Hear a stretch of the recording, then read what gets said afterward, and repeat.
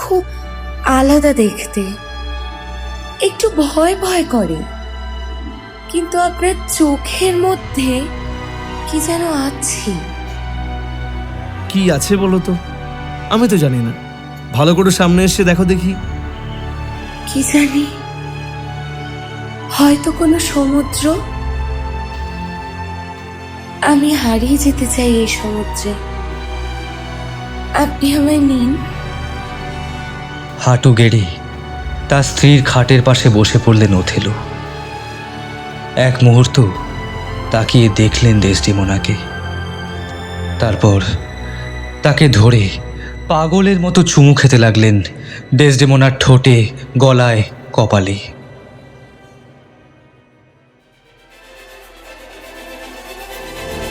নমস্কার, গল্পকথা ও কাহিনীতে আপনাদের স্বাগত। আজ আপনারা শুনবেন শ্রদ্ধেয় উইলিয়াম শেক্সপিয়ারের কালজয়ী নাটক অবলম্বনে ওথেলো।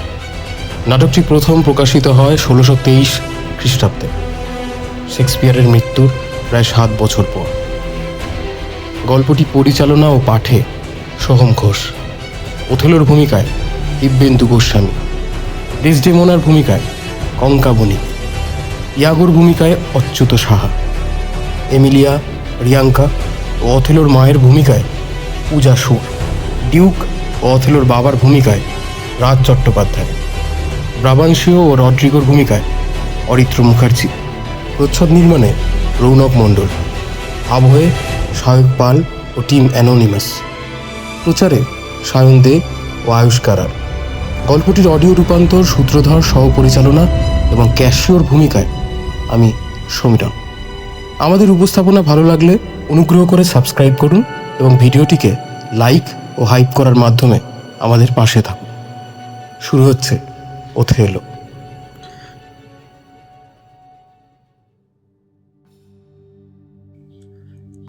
ষোড়শ শতাব্দীর শেষ ভাগ, ভেনিস ও তুরস্ক, দুই শক্তিশালী প্রদেশের মধ্যেকার সম্পর্ক তলানিতে এসে উপস্থিত। এরকম অগ্নিগর্ভ অবস্থায় যুদ্ধ স্রেফ সময়ের অপেক্ষা। এই যুদ্ধ ইউরোপিয়ান ও অটোমানদের মধ্যে হলেও এর রেশ গোটা পৃথিবীর ইতিহাসের গতিপথ বদলে দিতে পারে। ভেনিসের অধিকৃত একটি ছোট্ট সুন্দর দ্বীপ দেশ হল সাইপ্রাস। সেদিকেই অটোমান নৌবাহিনী দ্রুত এগিয়ে আসছে।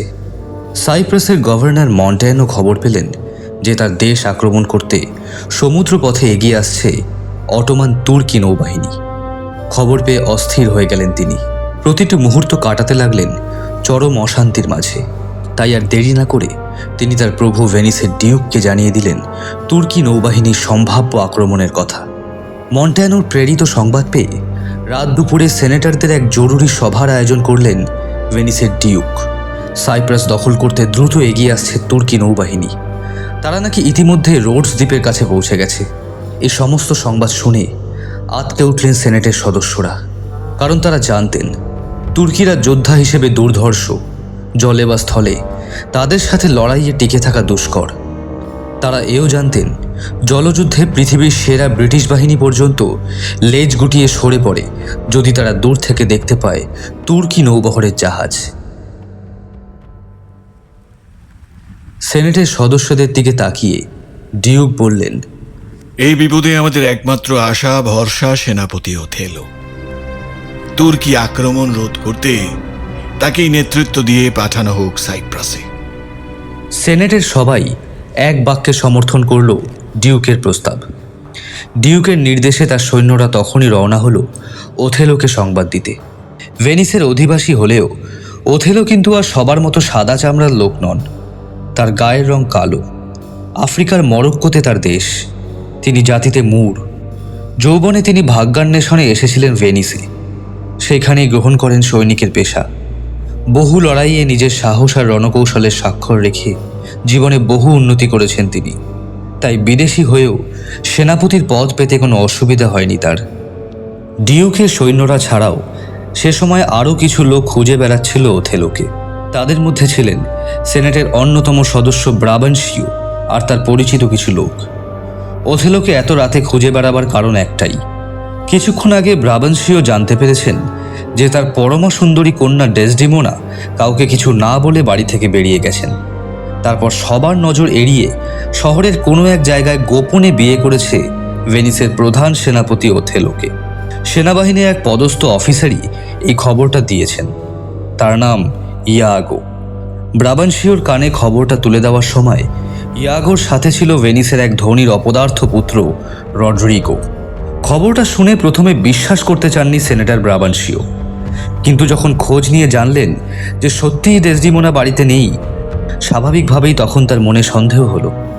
তিনি ভেবে দেখলেন ইয়াগোর দেওয়া খবর সত্যি হলেও হতে পারে। তিনি লক্ষ্য করেছিলেন বেশ কিছুদিন ধরে ওথেলো প্রায়ই তার বাড়িতে আসছেন। ওথেলো নামী লোক, দেশের প্রধান সেনাপতি। তার মতো লোক বাড়িতে আসায় খুব গর্ববোধ করতেন ব্রাবানশিও।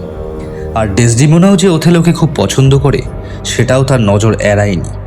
ওথেলো আসার খবর পেলে যেখানেই থাক ডেসডিমোনা এসে হাজির হতো। ওথেলোকে নিয়ে যেত তার নিজের মহলে। ওথেলোর জীবনে নানা রোমাঞ্চকর কাহিনী শোনানোর জন্য আবদার করত তার কাছে। বীর পুরুষদের মুখ থেকে তাদের জীবনে রোমাঞ্চকর কাহিনী শোনার জন্য অল্প বয়সী মেয়েরা খুবই উৎসুক হয়। সেজন্য এর মধ্যে দোষণীয় কিছু খুঁজে পাননি ব্রাবানশিও। কিন্তু নিরালায় পরস্পরের মাঝে কথাবার্তার সুবাদে যে প্রেম ভালোবাসা গড়ে উঠেছিল তা আজই টের পেলেন ব্রাবানশিও। তারই সমাপ্তি আজ এই গোপন বিয়ের অনুষ্ঠানে।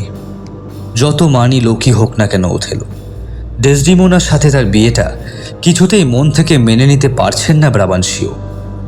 একে তো ওথেলো বিধর্মী, সে বিদেশি, আর ডেসডিমোনা তার মেয়ের সমান। এক্ষেত্রে কিছুতেই তাদের বিয়েটা মেনে নিতে পারেন না তিনি। ডেসডিমোনাকে ওথেলোর হাত থেকে উদ্ধার করে আনতে নিজেই লোকজন জোগাড় করে বাড়ি থেকে বেরিয়ে পড়েছেন তিনি। দুটি দলই কিছুক্ষণ বাদে খুঁজে পেল ওথেলোকে। ডিউকের সৈন্যরা জানালো যে একটা বিশেষ কাজে রাত দুপুরে তাকে ডেকে পাঠিয়েছেন ডিউক। আর ব্রাবানশিও বললেন বাড়ি থেকে তার মেয়ে ডেসডিমোনাকে ফুসলিয়ে আনার অভিযোগে আজ রাতেই তিনি আদালতে হাজির করবেন ওথেলোকে।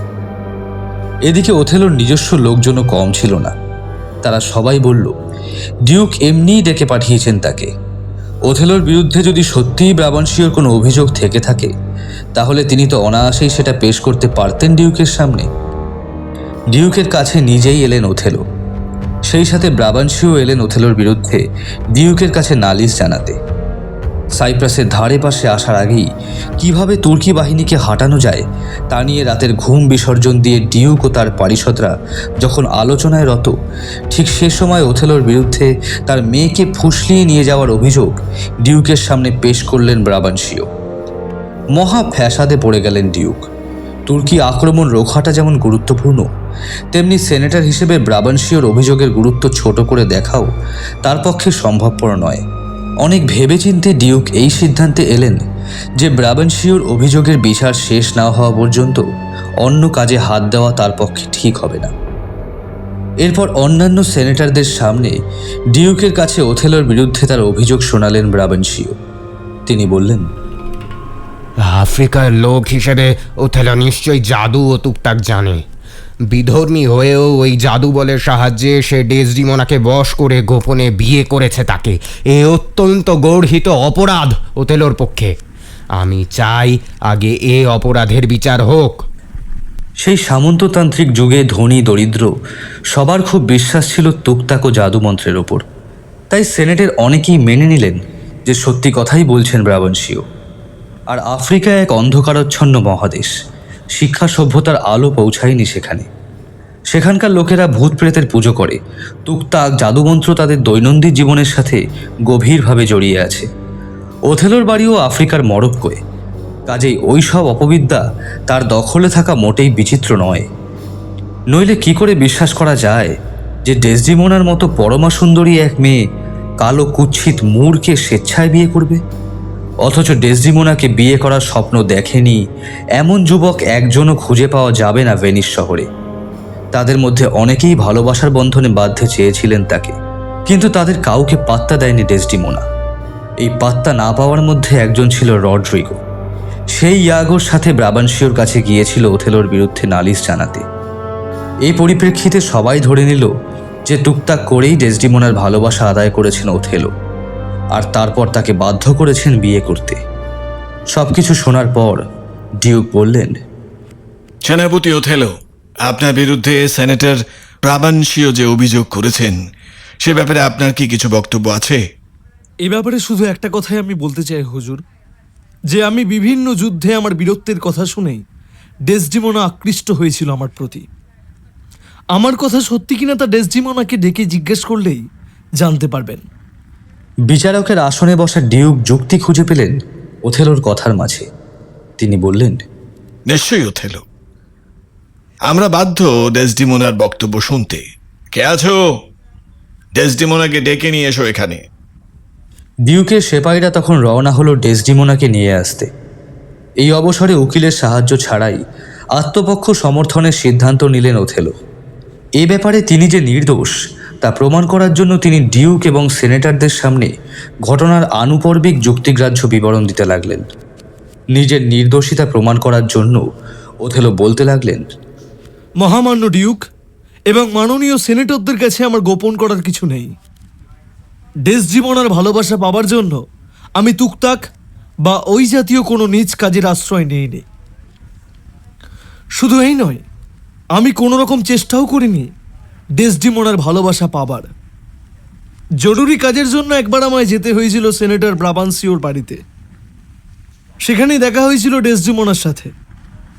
বহু যুদ্ধ জয় করে ভেনিসের প্রধান সেনাপতি হবার পর থেকেই সে আগ্রহী হয়ে ওঠে আমার সম্পর্কে। তার একটা কারণও অবশ্য ছিল। জ্ঞান হবার পর থেকে বড় হবার সময় পর্যন্ত যেসব পুরুষ মানুষের সাক্ষাৎ পেয়েছে ডেসডিমোনা, চেহারার দিক দিয়ে আমি তাদের চেয়ে সম্পূর্ণ পৃথক। আমার জাতি সব কিছুই আর 5 জন থেকে সম্পূর্ণ আলাদা।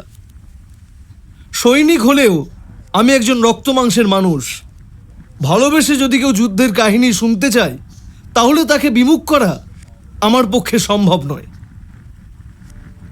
আমি তাকে দিনের পর দিন শুনিয়েছি খুব ছোটবেলায় দেশ ছেড়ে ভ্যানিসে এসে কিভাবে আমি সৈনিকের বৃত্তি গ্রহণ করেছি, বিভিন্ন যুদ্ধ জয় করে আমি আজ ভেনিসের প্রধান সেনাপতি হয়েছি। এসব বিভিন্ন ঘটনার কথা বলেছি তাকে।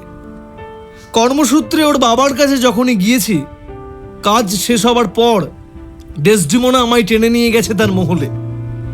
বাচ্চা মেয়ের মতো বায়না ধরেছে গল্প শোনার। যুদ্ধের বর্ণনা শুনতে শুনতে আমার প্রতি ভালোবাসার যে ছবি ওর দু চোখে ফুটে উঠত, সেটা আমার নজর এড়ায়নি। হুজুর, বিধর্মী হয়েও আমি বলছি, ডেসডিমোনার ভালোবাসা পেয়ে আমি সত্যিই ধন্য।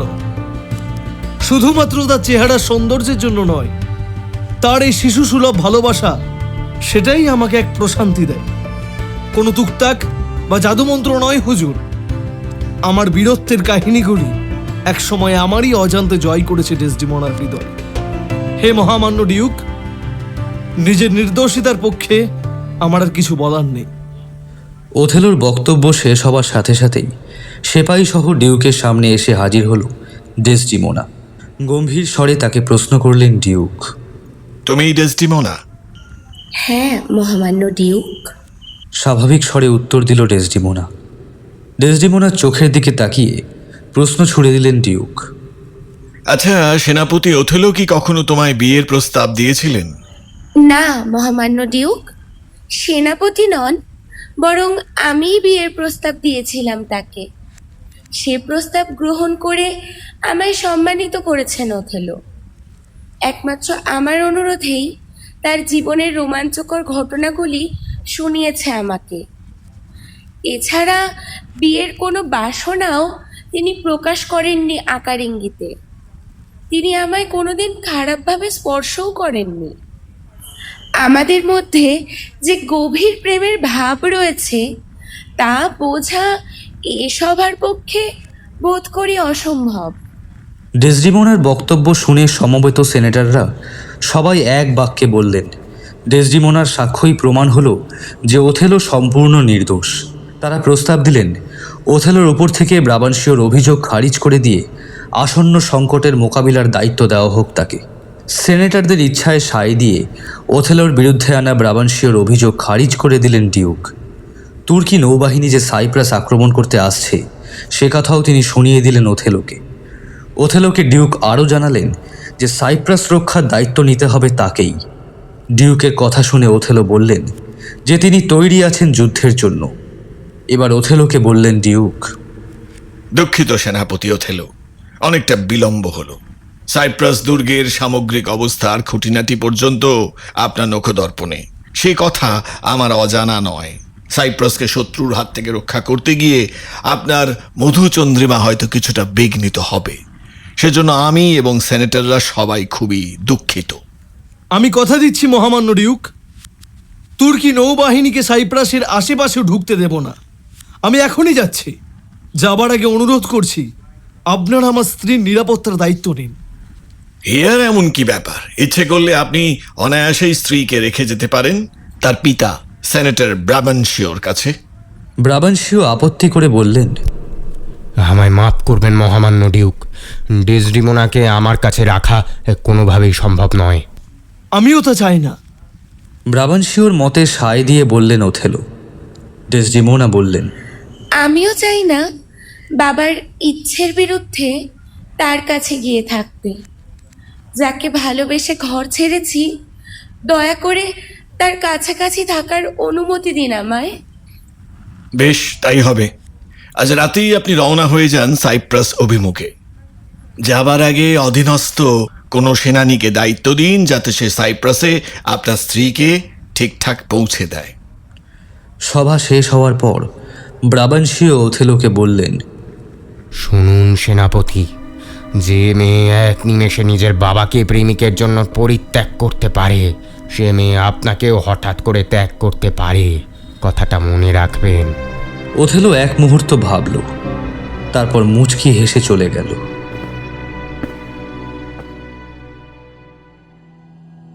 সেনানী ইয়াগোর উপর ডেসডিমোনাকে নিরাপদে সাইপ্রাসে পৌঁছে দেওয়ার দায়িত্ব দিয়ে তুর্কি আক্রমণ রুখতে সেই রাতেই জাহাজ নিয়ে সাইপ্রাসের দিকে রওনা দিলেন ওথেলো। সেনানী হিসেবে যতই দক্ষতা থাকুক না কেন ইয়াগোর, লোক হিসেবে সে ছিল 1 নম্বরের বদমাইশ।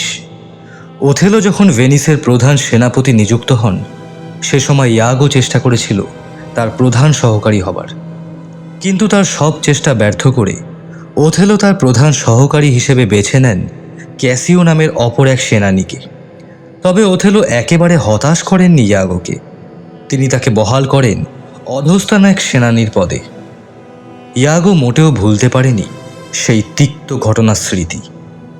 অনেকদিন থেকেই সে মনে মনে রাগ পুষে রেখেছে ওথেলোর উপর। বাইরে লোক দেখানো আনুগত্যের ভাব দেখালেও সে দিনরাত মাথা কাটিয়ে চলেছে কিভাবে ওথেলোর চরম সর্বনাশ করা যায়। ডেসডেমোনাকে বিয়ে করবেন বলে যে রাতে ওথেলো তাকে তার বাবার বাড়ি থেকে বের করে আনেন, সে সময় ইয়াগোও ছিল তার সাথে। ইয়াগোর সক্রিয় সহযোগিতা ছাড়া ওথেলোর পক্ষে সম্ভব ছিল না ডেসডেমোনাকে বিয়ে করার। অথচ বিয়ের কিছুক্ষণ পরেই এই ইয়াগোই সেই সংবাদটা পৌঁছে দেন ডেসডেমোনার বাবা সেনেটর ব্রাবানশিওর কানে। এই ইয়াগোই সেনেটর ব্রাবানশিওকে পরামর্শ দিয়েছিল ডিউকের কাছে ওথেলোর বিরুদ্ধে অভিযোগ জানাতে। সব শোনার পর ডিউক ওথেলোকে কঠোর সাজা দেবেন, এটাই ছিল ইয়াগোর আশা। একথা আগেই বলা হয়েছে যে ভেনিসের ধনী ব্যক্তিদের যেসব অপদার্থ ছেলেরা এতদিন ধরে স্বপ্ন দেখছিল ডেসডিমোনাকে বিয়ে করার, রড্রিগো তাদের মধ্যে অন্যতম। জাদু মন্ত্রে ডেসডিমোনাকে বশীভূত করে ওথেলো তাকে বিয়ে করেছে। এ খবরটা ব্রাবানশিওর কানে তুলে দিতে যে রাতে ইয়াগো তার কাছে গিয়েছিল, মজা দেখার জন্য সে সময় রড্রিগোও ছিল তার সাথে। ডেসডিমোনার সাথে বিয়ে দেওয়ার লোভ দেখিয়ে ইয়াগো প্রচুর টাকা হাতিয়েছে রড্রিগোর মাথায় হাত বুলিয়ে। ডেসডেমোনা তাকে বিয়ে করতে রাজি না হলেও এতদিন আশায় আশায় থেকেছে রড্রিগো। কিন্তু যখন শুনল ডেসডেমোনা বিয়ে করেছে ওথেলোকে, তখন নিরাশায় ভেঙে পড়ল সে। ইয়াগো দেখল এই সুযোগ রড্রিগোর মাথায় হাত বুলিয়ে আরও কিছু টাকা হাতাবার। সে তাকে আশ্বাস দিয়ে বলল, রড্রিগো, মিছিমিছি ভেঙে পড়ছো তুমি। ডেসডেমোনার সাথে ওথেলোর বিয়ে হওয়ায় তোমার মন খারাপ করার কিছু নেই, বুঝলে? আমি বলছি ওদের পরস্পরের প্রতি ভালোবাসাটা একটা খেয়াল মাত্র। ওদের বিয়েটা ওই বেশি দিন টিকবে না। একটু একটু অপেক্ষা করো। ওদের ছাড়াছাড়ি হলো বলে দিন রাত এখন শুধু একটাই কাজ করতে হবে তোমায়। তা হলো সাইপ্রাসে গিয়ে ডেসডেমোনার পিছনে লেগে থাকা। হ্যাঁ, তার প্রতি তোমার ভালোবাসা যে অটুট তারই খোঁজে যে তুমি সাইপ্রাসে এসেছো, এটা ভালো করে বোঝাতে হবে ডেসডেমোনাকে। আর তার চোখে চোখ পড়লেই ইশারা ভাবে ভাবে বুঝিয়ে দেবে যে এখনো তুমি তাকে ভালোবাসো। বুঝলে? হ্যাঁ, এতক্ষণ হা করে এক মনে ইয়াগোর কথা শুনছিল রড্রিগো। এবার সে বলল, আমায় তাহলে কি করতে হবে? কতদিন সাইপ্রাসে গিয়ে থাকতে হবে তা কে জানে। বিদেশ বিভুঁই বলে কথা, কখন কি প্রয়োজন হবে তা ঠিক আছে নাকি? তাই তাই যেখান থেকে সম্ভব টাকা করে জোগাড় করো। ওখানে যাবার সময় সাথে করে বেশি করে টাকা নিয়ে যেতে ভুলো না। হ্যাঁ, হাতে যদি টাকা না থাকে তবে স্থাবর সম্পত্তি বিক্রি করে টাকা জোগাড় করো। সেখানে গিয়ে ডেসডেমোনার সম্মতি আদায়ের জন্য হয়তো তাকে দামি উপহার দেবার প্রয়োজন হতে পারে। তখন তো প্রচুর টাকার প্রয়োজন হবে, আর সেই টাকা কি দেবে তোমায়? হ্যাঁ, কাজেই কাজেই বেশি করে টাকা নিয়ে যেতে ভুলো না। হ্যাঁ, বেশ, তাই হবে। মিনমিন করে রড্রিগো সায় দিল ইয়াগোর কথায়।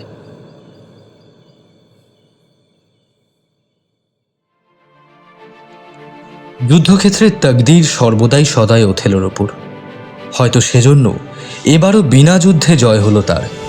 সমুদ্রের ভিতর তুর্কি নৌবাহিনীকে আক্রমণ করার আগেই শুরু হলো প্রচণ্ড ঝড় বৃষ্টি। সে ঝড়ের দাপটে প্রচণ্ড ক্ষতিগ্রস্ত হলো তুর্কি নৌবাহিনী। সেনা ও অস্ত্রশস্ত্র সহ তাদের বহু জাহাজ ডুবে গেল সাগরে। অল্প যে কয়েকটি জাহাজ বেঁচে গেল তারাও পাল ছিঁড়ে মাস্তুল ভেঙে এদিক ওদিক ছড়িয়ে পড়ল দিশেহারা হয়ে। তুলনায় ভেনিসের নৌবাহিনীর জাহাজগুলির কিন্তু সেরূপ ক্ষতি হয়নি। ভেনিসের বিশাল নৌবাহিনীর সাথে নিরাপদে সাইপ্রাসের মাটিতে পা রাখলেন ওথেলো। ডাঙায় নেমেই শুনলেন তার অধীনস্থ সেনানী ইয়াগো অনেক আগেই পৌঁছে গেছেন ডেসডেমোনাকে সাথে নিয়ে। একই সাথে গভর্নর এবং সামরিক প্রশাসক হয়ে সাইপ্রাসে এসেছেন ওথেলো। তাই পূর্ববর্তী গভর্নর মন্টেনো তার হাতে তুলে দিলেন শাসন ক্ষমতা। এরপর সাইপ্রাস দুর্গে গভর্নরের আবাসে এসে ওথেলো দেখা পেলেন তার স্ত্রী ডেসডেমোনার। আক্রমণ করতে এসে তুর্কি নৌবাহিনী নিজেরাই ধ্বংস হয়েছে প্রাকৃতিক দুর্যোগে। তাই উৎসবের আনন্দে মেতে উঠল সাইপ্রাসবাসীরা। ওথেলো জানেন এখানকার মানুষের উৎসব মানেই আইন কানুনের পরোয়া না করে রাতভর মদ গেলা। তাই সহকারী ক্যাসিওকে ডেকে তিনি বললেন, আমিও খুব ক্লান্ত ক্যাসিও, এবার আমার প্রয়োজন বিশ্রামের। শহর শহর সহ সমস্ত সাইপ্রাস দ্বীপের শান্তিরক্ষার দায়িত্ব তোমার ওপর দিয়ে বিশ্রাম করতে চললাম আমি। রাত জেগে হলেও এবার তোমাকেই পুরো এলাকার শান্তি রক্ষা করতে হবে। কড়া নজর রাখবে যাতে কেউ দাঙ্গা হাঙ্গামা না বাধায়। ওথেলোকে আশ্বাস দিয়ে বললেন ক্যাসিও, আপনি নিশ্চিন্তে বিশ্রাম করতে যান সেনাপতি। সারা রাত জেগে আমি কড়া নজর রাখবো চারদিকে। ক্যাসিওর কথায় আশ্বস্ত হয়ে বিশ্রাম নিতে গেলেন ওথেলো। আগেই বলা হয়েছে অনেকদিন থেকে ইয়াগো সুযোগ খুঁজছিল ওথেলোর চরম সর্বনাশ করার। সুযোগ বুঝে এবার সে চেষ্টায় উদ্যোগী হলো সে। ওথেলোর সহকারী ক্যাসিও যে খুবই খোলা মনের মানুষ, অবাধে মেলামেশা করেন সবার সাথে, তা অজানা ছিল না ইয়াগোর। ক্যাসিও যে তাকে বিশ্বাস করেন সে কথাও জানতেন ইয়াগো। ওথেলো বিশ্রাম নিতে যাওয়ার পর তিনি বললেন ক্যাসিওকে, শহরের সবাই যখন এই আনন্দের দিনে ফুর্তিতে মেতে উঠেছে, তখন আমরাও একটু একটু একটু ফুর্তি করলে তাতে বাধা কোথায়? আসুন আসুন, ওদের মতো আমরাও একটু মদ খেয়ে ফুর্তি করি। ইয়াগোর আসল মতলব জানতেন না ক্যাসিও, তাই ইয়াগোর প্রস্তাবে কোনো দোষ খুঁজে পেলেন না তিনি। ইয়াগোর প্রস্তাবে সায় দিয়ে বললেন ক্যাসিও, বেশ তো, অল্প স্বল্প খাওয়া যেতেই পারে। তার প্রস্তাবে ক্যাসিও রাজি আছেন শুনে ইয়াগো মদ ঢালল দুটো পাত্রে। ইচ্ছে করে সে একটা পাত্রে বেশি মদ ঢালল আর সেটা রেখে দিল ক্যাসিওর সামনে। নিজের পাত্রে খুব সামান্যই মদ ঢালল ইয়াগো। ইয়াগোর মতলবটা তখনও পর্যন্ত ধরতে পারেননি ক্যাসিও, তাই কয়েক চুমুকেই তিনি শেষ করে ফেললেন মদের পাত্র। সাথে সাথেই তার পাত্রে আরও মদ ঢালল ইয়াগো। কিছুক্ষণের মধ্যে আবার ক্যাসিও খালি করে দিলেন মদের পাত্র। ক্যাসিওর পাত্র খালি হতেই তাতে মদ ঢেলে দিতে লাগলো ইয়াগো। এভাবে প্রচুর মদ খেয়ে নেশা ধরে গেল ক্যাসিওর। কথা তিনি ভুলেই গেলেন ওথেলো যে তাকে রাত্রিবেলায় শহরের শান্তি রক্ষার দায়িত্ব দিয়েছেন। তবুও নেশায় টলতে টলতে প্রহরীদের কাজকর্মের তদারক করতে করতে রাস্তায় বেরিয়ে পড়লেন তিনি। ক্যাসিও চলে যেতেই ইয়াগো দেখল তার পথ সাফ। কাছাকাছি ছিল রড্রিগো। সে তাকে বলল, দেখো, ক্যাসিও মদ খেয়ে বেহেড মাতাল হয়ে রাস্তায় বেরিয়েছে প্রহরীদের কাজকর্মের তদারক করতে। তুমিও সুযোগের অপেক্ষায় থাকো, যাতে উনি ফিরে এলে তার সাথে এমন ঝগড়া বাঁধাতে যাতে উনি প্রচণ্ড রেগে যান তোমার ওপর। তুমি কিন্তু রাগ করবে না, ক্যাসিওকে এমনভাবে তাতিয়ে দেবে যাতে উনি তলোয়ার বের করে আক্রমণ করেন তোমায়। তাতে হয়তো সামান্য চোট লাগতে পারে, কিন্তু ক্যাসিও তেমন সুস্থ নয়। কাজেই চোট লাগার আগেই তুমি নিজেকে সরিয়ে নিয়ে বাঁচাতে পারবে।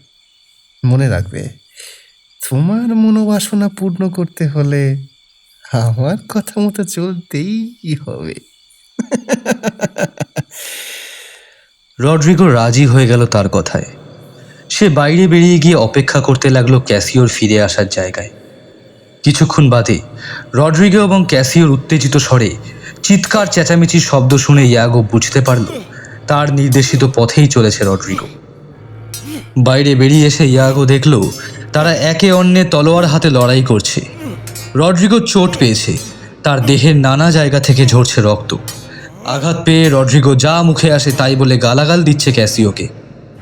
কাছেই ছিল সাইপ্রাসের প্রাক্তন গভর্নর মন্টেনোর বাড়ি। চিৎকার চেঁচামেচি আর গালিগালাজের আওয়াজ শুনে বাইরে বেরিয়ে এলেন তিনি। রড্রিগোকে আহত অবস্থায় দেখে তিনি তলোয়ার হাতে ঝাঁপিয়ে পড়লেন ক্যাসিওর ওপর। ক্যাসিও তখন বেহেড মাতাল। এবার রড্রিগোকে ছেড়ে তিনি চড়াও হলেন মন্ট্যানোর উপর। ক্যাসিও তলোয়ারের আঘাতে বেশ ভালো মতন চোট পেলেন মন্ট্যানো। ঠিক এই সুযোগের অপেক্ষা করছিল ইয়াগো। সে তৎক্ষণাৎ ভিতরে গিয়ে বাজিয়ে দিল সাইরেন। সাইপ্রাসবাসীরা চমকে উঠল সেই আওয়াজ শুনে। হয়তো ভূমিকম্প, নয়তো প্রচণ্ড ঝড় বৃষ্টি কিংবা বিদেশি শত্রুর আক্রমণ। সাধারণত এসব কারণেই বেজে ওঠে সাইরেন। ভয় পেয়ে তারা বাইরে বেরিয়ে এসে দিশেহারা হয়ে এদিক ওদিক ছুটোছুটি করতে লাগলো। সাইরেনের আওয়াজ আর লোকজনের চিৎকার চেঁচামেচি শুনে ঘুম ভেঙে গেল ওথেলো। কি ব্যাপার ঘটেছে তা দেখতে বাইরে বেরিয়ে এলেন তিনি। দুর্গের কিছুটা দূরে রাস্তার উপর মন্টেনো আর রড্রিগোকে আহত অবস্থায় পড়ে থাকতে দেখে অবাক হলেন ওথেলো। তিনি খোঁজ নিয়ে জানতে পারলেন তার সহকারী মাতাল অবস্থায় জখম করেছেন এদের দুজনকে। বেহেড মাতাল হয়ে ক্যাসিও এমন কাজ করেছেন? কথাটা প্রথমে বিশ্বাস করতে চাননি ওথেলো। শেষে ইয়াগোকে ডেকে আসল ঘটনা জানতে চাইলেন তিনি। সুযোগ পেয়ে ইয়াগো বলল যে মদ খেয়ে বেসামাল অবস্থায় মন্ট্যানো আর রড্রিগোকে জখম করেছেন ক্যাসিও। কথাটা শুনে ওথেলো বেজায় রেগে গেলেন ক্যাসিওর ওপর। তৎক্ষণাৎ তিনি ক্যাসিওকে পদচ্যুত করে সেই পদে বহাল করলেন ইয়াগোকে। এভাবেই বাস্তবে পরিণত হল শয়তান ইয়াগোর পদ মতলব।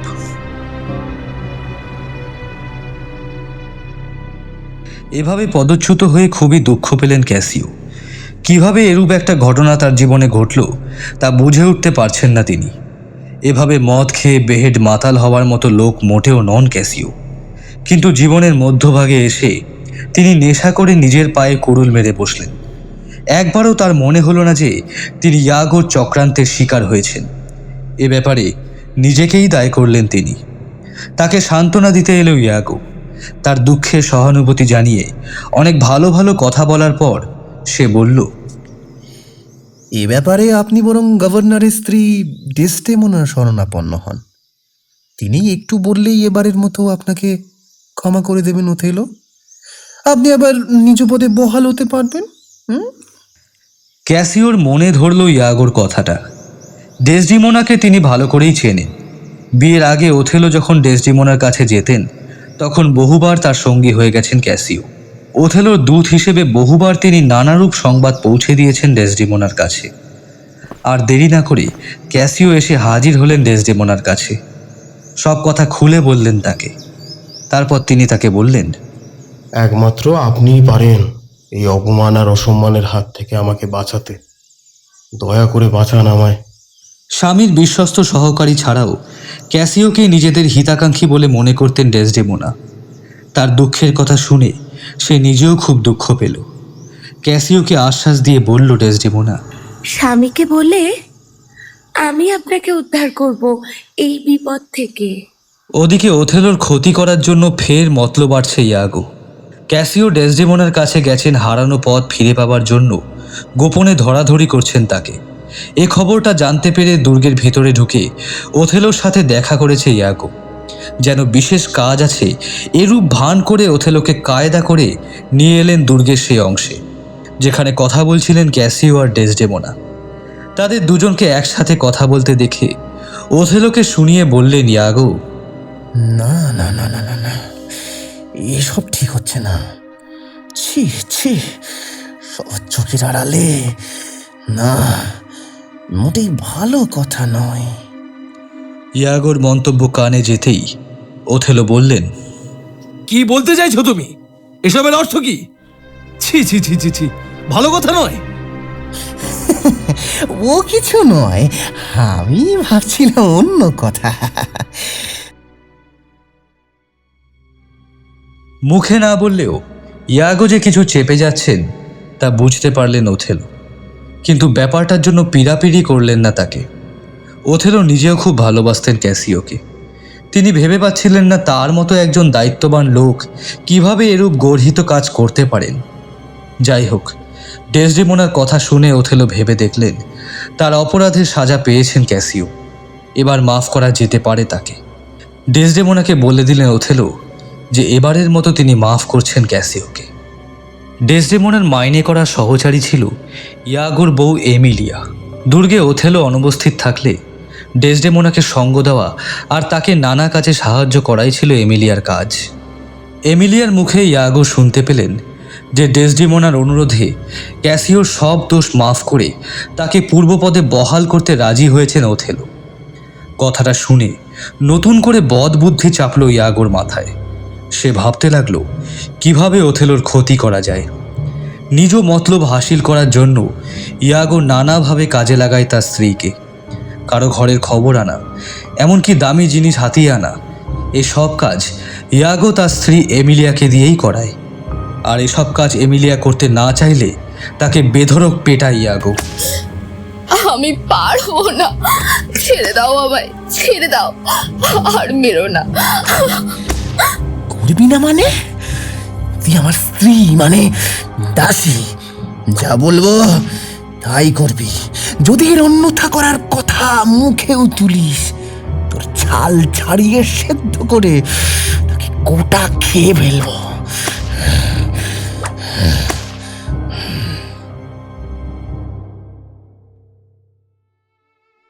ওথেলো তার বিয়ের আগে বাহারি নকশা করা একটা সুন্দর রুমাল উপহার দিয়েছিল ডেসডেমোনাকে। মিশরের এক বেদিনীর কাছ থেকে রুমালটা জোগাড় করেছিলেন ওথেলোর বাবা। তিনি তার স্ত্রী অর্থাৎ ওথেলোর মাকে বলেছিলেন, রুমালের ওই নকশার মধ্যে জাদু শক্তি আছে। যতদিন এই রুমালটা তোমার কাছে থাকবে ততদিন অটুট থাকবে আমাদের ভালোবাসা। স্বামীর দেওয়া ওই রুমাল জীবনের শেষ দিন পর্যন্ত নিজের কাছে রেখেছিলেন তার মা। মৃত্যুকালে তিনি ওই রুমাল ওথেলোর হাতে দিয়ে বলেন, তুই তোর স্ত্রীকে এটা উপহার দিস, বলিস সে যেন এটাকে সাবধানে রাখে। যতদিন এটা থাকবে তোদের ভালোবাসা অক্ষুণ্ণ থাকবে, কেউ তোদের আলাদা করতে পারবে না। এর মধ্যে আমার আর তোর বাবার ভালোবাসার মন্ত্র আছে। মায়ের নির্দেশে বিয়ের পর কিছু লোকের উপস্থিতিতে ওথেলো সেই রুমাল উপহার দেন ডেসডেমোনাকে। ইয়াগো সেই সময় উপস্থিত ছিল। সে স্ত্রীকে চাপ দিতে লাগলো যেন সে ওই রুমাল এনে দেয় তাকে। স্বামীর নির্দেশ অনুযায়ী কাজ না করলে তাকে যে বেধড়ক মার খেতে হবে তা ভালোই জানা ছিল এমিলিয়ার। ডেসডেমোনার অলক্ষ্যে একদিন সে রুমালটা চুরি করে এনে দিল তার স্বামী ইয়াগোর হাতে। আগে থেকেই নিজের মতলবটা ঠিক করে রেখেছিল ইয়াগো। চুপি চুপি সে রুমালটা রেখে এলো ক্যাসিওর ঘরে। বাইরে থেকে এসে ঘরে ঢোকার পর রুমালটা চোখে পড়ল ক্যাসিওর। রুমালটা যে ডেসডেমোনার, ইয়াগোর মতো সেটা জানা ছিল না ক্যাসিওর। তিনি ভাবলেন তার কোনো বন্ধু বেড়াতে এসে ভুল করে ফেলে গেছেন, সেটা পরে কোনোদিন এসে ফেরত নিয়ে যাবেন।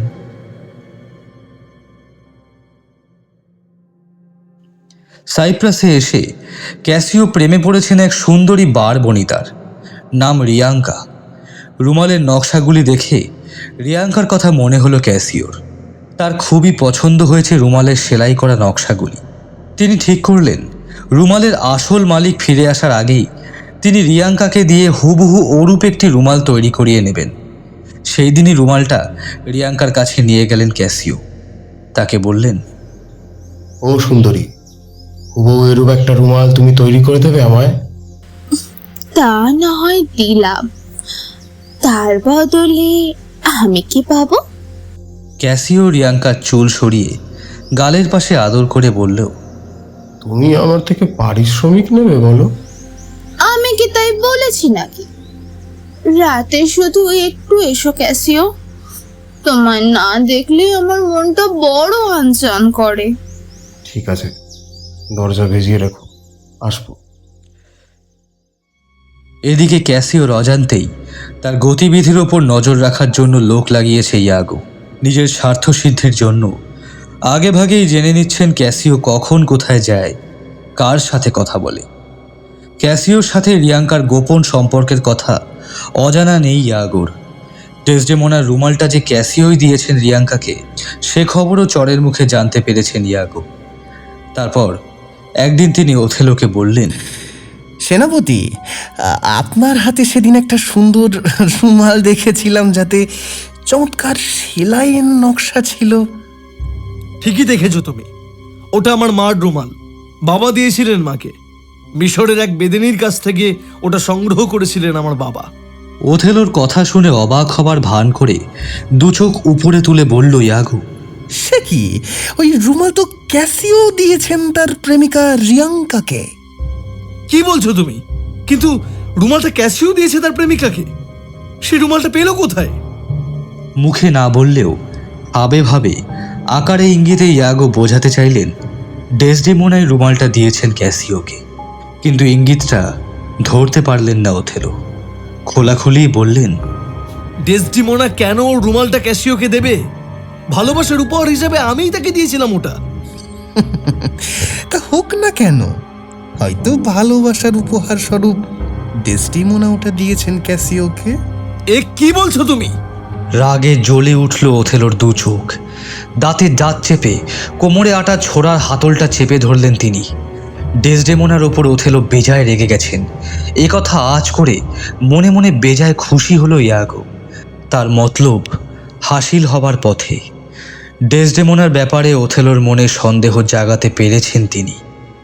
এবার সাহসে ভর করে আর একটু অগ্রসর হলো ইয়াগো। ডেসডেমোনা ক্যাসিওকে ভালোবাসে, আর দুজনের মধ্যে অবৈধ সম্পর্ক গড়ে উঠেছে, এ কথাই জোর গলায় ওথেলোকে বোঝাতে চাইলেন তিনি। ওথেলোর মনে পড়ে গেল ক্যাসিওর অপরাধ মাপ করে তাকে স্বপদে বসানোর অনুরোধ ডেসডেমোনাই করেছিল তাকে। ওথেলো ধরেই নিলেন ডেসডেমোনা ভালোবাসে ক্যাসিওকে, আর সেজন্যই তাকে ওরূপ অনুরোধ করেছিল।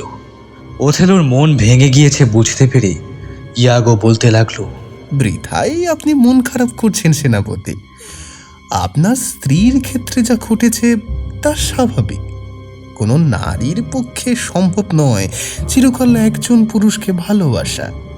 তাছাড়া ক্যাসিও আপনার চেয়ে কম বয়সী, দেখতেও সে আপনার চেয়ে বেশি সুন্দরী। সেক্ষেত্রে ক্যাসিওর প্রতি ডেসডিমোনার দুর্বলতা খুবই স্বাভাবিক। ইয়াগোর মতো নিচু মনের লোকের কথা বিশ্বাস করতে মন চাইছে না ওথেলোর। তবুও বয়ে যাওয়া ঘটনার স্রোত একে একে ভেসে এলো তার সামনে।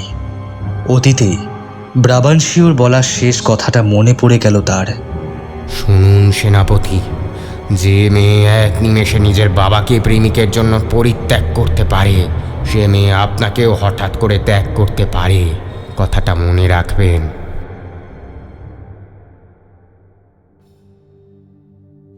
ডেসডেমোনা যে একজন অসতী নষ্ট চরিত্রের মেয়ে, এ ধারণায় গড়ে উঠল তার মনে। তার সাথে প্রেমের সম্পর্ক গড়ে ওঠার আগে ক্যাসিওই ছিল ডেসডেমোনার গুপ্ত প্রেমিক। সবার অলক্ষ্যে তারা একে অপরকে ভালোবাসতেন। ওথেলোর সাথে ডেসডেমোনার বিয়ে হলে তাদের গোপন প্রেমের সম্পর্ক বজায় থাকবে, দুজনে কাছাকাছি থাকতে পারবে। সে উদ্দেশ্যেই তাদের হিতাকাঙ্ক্ষী সেজেছিলেন ক্যাসিও। এ কথাই ধরে নিলেন ওথেলো। নইলে তার দেওয়া প্রেমের উপহার কিভাবে ডেসডেমোনা দিল ক্যাসিওকে? তাছাড়া একটা গুরুতর অপরাধের দরুন তিনি ক্যাসিওকে বরখাস্ত করেছেন তার সহকারীর পদ থেকে। তারপর তাকে স্বপদে বহাল করবার জন্য কেনই বা তাকে অনুরোধ করেছেন ডেসডেমোনা? ওথেলোর মনে কোনো সন্দেহ নেই যে ক্যাসিওর প্রতি ভালোবাসার টানেই এই কাজ করেছেন ডেসডেমোনা। এসব কথা ভাবতে ভাবতে গরম হয়ে উঠল ওথেলোর মাথা। এরপর আবার একবার এলো ডেসডেমোনা। কিছু না বুঝেই সে তার স্বামীকে অনুরোধ করল ক্যাসিওকে পূর্বপদে রাখার জন্য। ডেসডেমোনার কথা শুনে যার পরনাই রেগে উঠলেন ওথেলো। সবার সামনে তিনি ডেসডেমোনাকে গালিগালাজ করতে লাগলেন, বেজায় মারও দিলেন তাকে। অসতী নষ্টা মেয়ে মানুষ, তুই যে এরকম করতে পারবি কখনো ভাবতেও পারিনি। ছি ছি ছি ছি ছি ছি ছি ছি।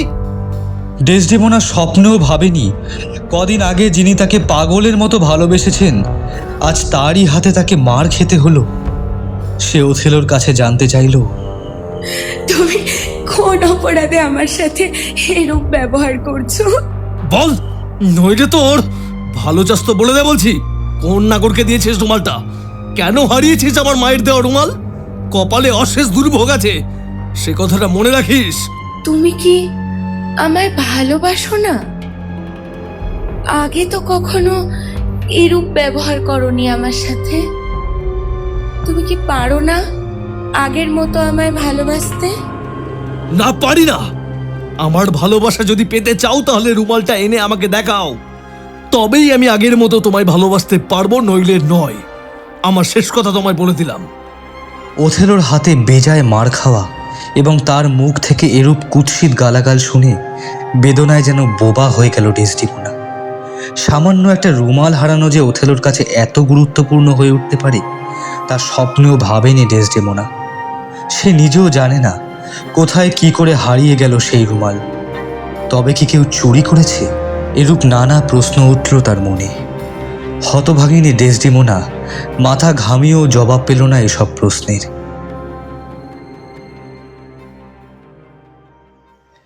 এরই মাঝে একদিন রড্রিগো এসে সরাসরি বলল ইয়াগোকে, কদূর এগুলো আমার কাজ? শুরু থেকেই তো আপনি আমায় আশ্বাস দিয়ে এসেছেন আর অপেক্ষা করতে বলেছেন সবুরে নাকি মেয়া ফলে বলে। ডেসডেমোনাকে পাওয়ার জন্য আমায় অনেক দামি দামি উপহার দিতে হবে, এ কথা আপনি হামেশাই বলেছেন। আপনার কথায় বিশ্বাস করে প্রচুর টাকা, হিরে জহরত আর দামি অলংকার তুলে দিয়েছি আপনার হাতে। আপনি আমায় এও জানিয়েছেন সেসব উপহার হাসি মুখেই গ্রহণ করেছে নাকি ডেসডেমোনা। তবুও আমি একবারও যাচাই করে দেখিনি আপনার কথার সত্যতা। ডেসডেমোনার কাছে গিয়ে খোঁজ নিয়ে দেখিনি সত্যিই সে আমার দেয়া উপহার সাদরে গ্রহণ করেছে কিনা। আপনার কথা সত্যি হলে এর প্রতিদিনে ডেসডেমোনা আমার প্রতি কিছুটা অনুগ্রহ দেখাবে, এটা তো আশা করব আমি অন্তত। আপনি বলেছেন আমার দেওয়া উপহারগুলি সে সাদরে গ্রহণ করছে, অথচ তার সাথে দেখা হলে এমনভাবে দেখাচ্ছে যেন আমার প্রতি কোনো আগ্রহই তার নেই। বেশ বুঝতে পারছি আপনি ঠকিয়েছেন আমায়। যদি ভালো চান তো আমার টাকা কড়ি গয়নাগাটি সব ফেরত দিন, নচেত এমন ব্যবস্থা করুন যাতে ডেসডেমোনা আমার প্রতি আকৃষ্ট হয়, ভালোবাসে আমাকে। যত তাড়াতাড়ি সম্ভবের ব্যবস্থা করুন, নইলে তার ফল কিন্তু ভালো হবে না, সে কথা আগে ভাগেই বলে দিলুম আপনাকে। রড্রিগোর কথা শুনে বেজায় দুশ্চিন্তায় পড়ে গেল ইয়াগো। ডেসডেমোনাকে পেতে হলে তাকে দামি দামি উপহার দিতে হবে।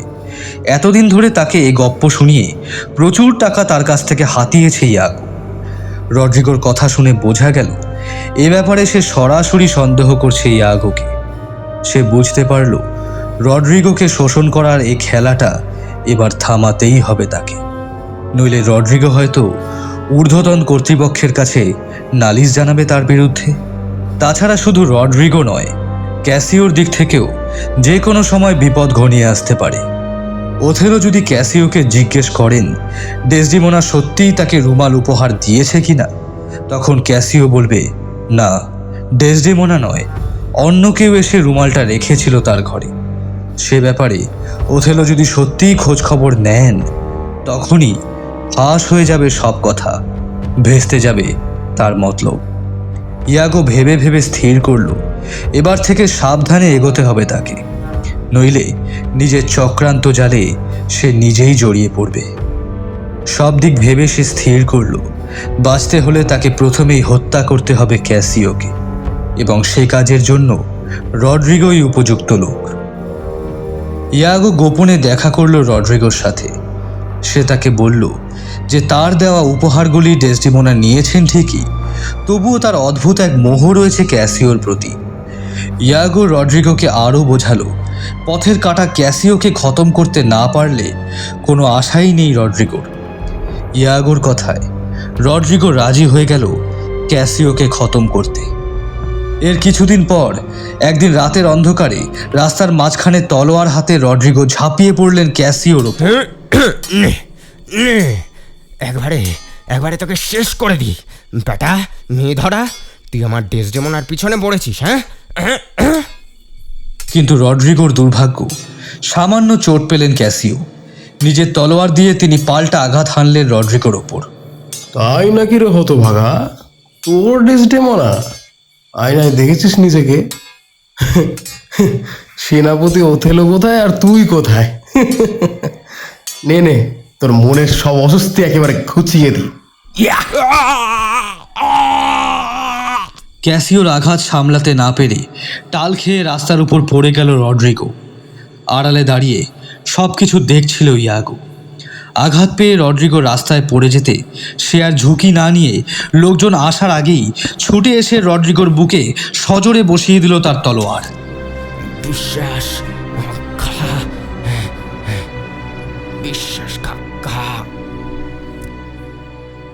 কিছুক্ষণ বাদে স্থানীয় লোকেরা হাজির হলো সেখানে।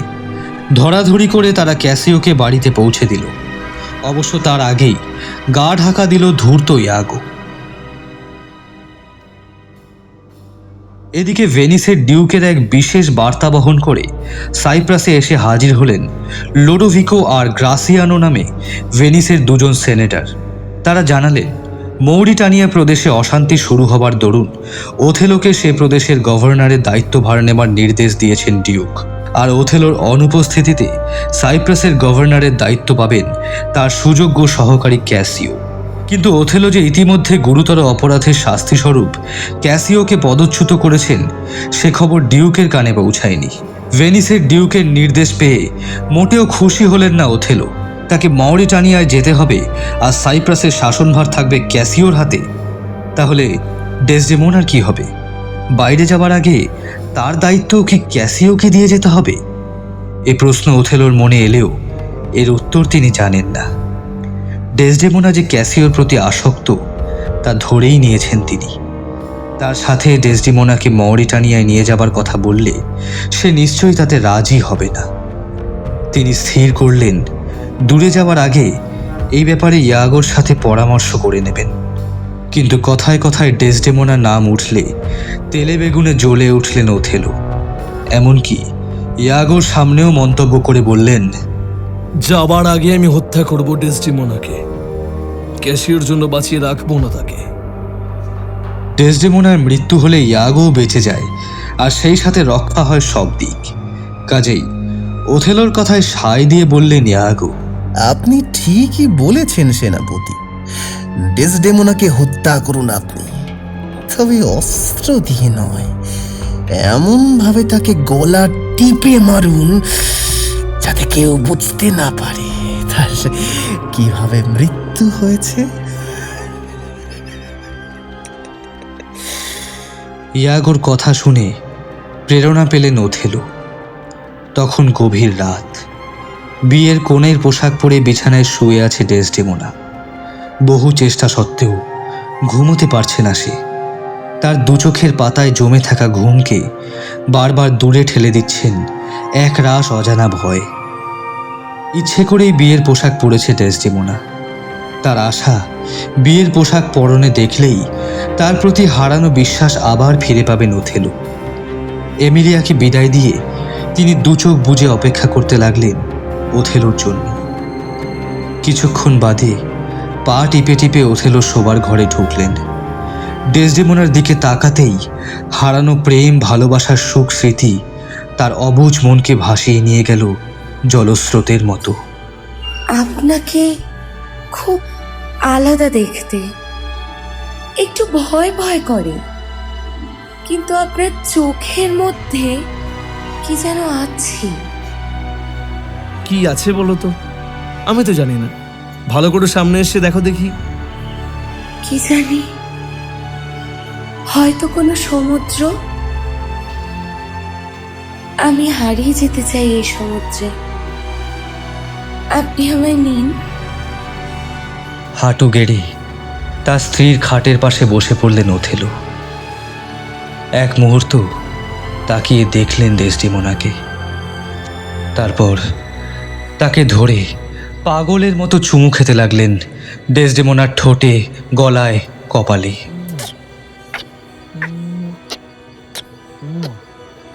আমি তোমায় কেন ঘৃণা করছি জানি না, আমার না চেয়েও তোমায় ঘৃণা করতে হচ্ছে। সত্যি ঘটনাকে অস্বীকার করে কিভাবে কিভাবে ভালোবাসবো তোমায়? সে চুম্বনের পরশে জেগে উঠল ডেসডেমোনা। চোখ খুলে দেখতে পেল চুম্বনে চুম্বনে তাকে ভাসিয়ে দিচ্ছেন ওথেলো। চাপা স্বরে ডেসডেমোনা বলল, প্রিয়তম, উঠে এসো। স্ত্রীর কথা শুনেই আবার পর মুহূর্তে ইস্পাতের মতো কঠোর হয়ে উঠলেন ওথেলো। বললেন, আমি তোমায় হত্যা করতে এসেছি ডেসডেমোনা। ওথেলোর কথাটা প্রথমে বিশ্বাস করতে চাইল না ডেসডেমোনা, কিন্তু কিছুক্ষণ বাদে সে বুঝতে পারল ওথেলো সত্যিই তাকে হত্যা করতে এসেছেন। সম্মুখে মৃত্যু নিশ্চিত জেনে কাতর মিনতি করে সে বলল, একটি বার আমার কথা শোনো, আমায় হত্যা করো না, আমি অসতী নই। কিন্তু সে মিনতিতে গলল না ওথেলোর মন। খাটের উপর উঠে চোখ বুঝে দু হাতে ডেসডেমোনার গলা টিপে ধরলেন তিনি।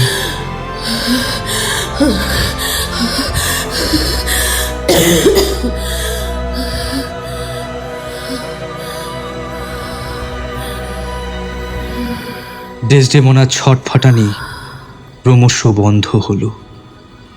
মৃত্যুর কোলে ঢলে পড়লেন তিনি। কিছুক্ষণ বাদে বাইরে থেকে দরজায় ধাক্কা দিল এমিলিয়া। ওথেলো দরজা খুলে দেওয়ার পর ঘরে ঢুকলো এমিলিয়া, লোডোভিকো, মন্ট্যানো এবং আহত ক্যাসিও এবং ইয়াগো। লেডি ডেসডেমোনা। ডেসডেমোনাকে মৃত দেখে কান্নায় ভেঙে পড়ল এমিলিয়া। সবার সামনে ওথেলো স্বীকার করলেন যে তিনিই গলা টিপে মেরে ফেলেছেন তার প্রিয়তমাকে। তাকে মৃত দেখে এমিলিয়া চিৎকার করে বলে উঠল, এই সমস্তটা হয়েছে এই শয়তান জানোয়ার ইয়াগোর জন্য। ইয়াগোর নির্দেশেই ডেসডেমোনার রুমাল চুরি করে আমি ক্যাসিওর ঘরে রেখে এসেছিলাম। রুমাল চুরির চক্রান্ত ফাঁস হয়ে যাওয়ায় কেঁপে উঠল ইয়াগো। সে তেড়ে গেল এমিলিয়ার দিকে। হারামজাদি মাগি, ওই কি বললি? নে তবে। সবার সামনে ছুরি বের করে সে তা বসিয়ে দিল স্ত্রী এমিলিয়ার বুকে। ওথেলোর সমস্ত আত্মা যেন রাগে কেঁপে উঠল। তার সমস্ত দেহ ভর নিয়ে সে হিংস্র বাঘের মতো ঝাঁপিয়ে পড়ল ইয়াগোর ওপর। ইয়াগো তার হাতের ছুরিটি ওথেলোর বুকে বসানোর একটা দুর্বল চেষ্টা করলো, কিন্তু পারল না। ওথেলো ইয়াগোর দুর্বল হাত এক মোচড়ে ভেঙে তার ছুরিটি দখল করে এলো পাথারি বসাতে লাগলো তার বুকের ওপর।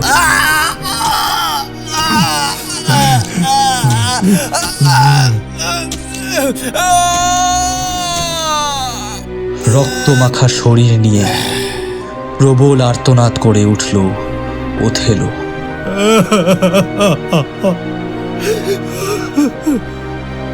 ডেসটিমোনা,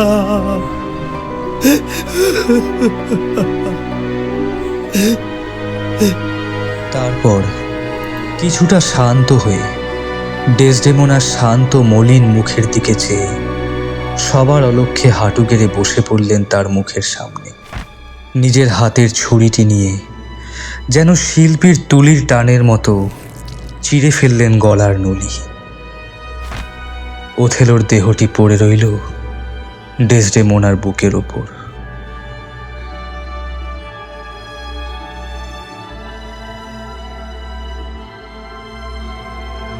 এসো প্রিয়া, এসো আমার সমুদ্র নন্দিনী, আমার মরু সমতপ্ত বুকের ওপর তোমার আনন্দ ধারার যত শীতলতা সমস্ত আমায় দাও। কিন্তু কোনো এক পিশাচ, বোধ করি জাদুকর, কি ঐন্দ্রজালিক, চোখ বোঝো প্রিয়তমা, আমি এখন মরীচিকা, খুঁজো না আমায় আর, ঘুমিয়ে পড়ো বরং, তার চেয়ে তুমি ঘুমিয়ে পড়ো, ঘুমিয়ে পড়ো, তুমি ঘুমিয়ে পড়ো।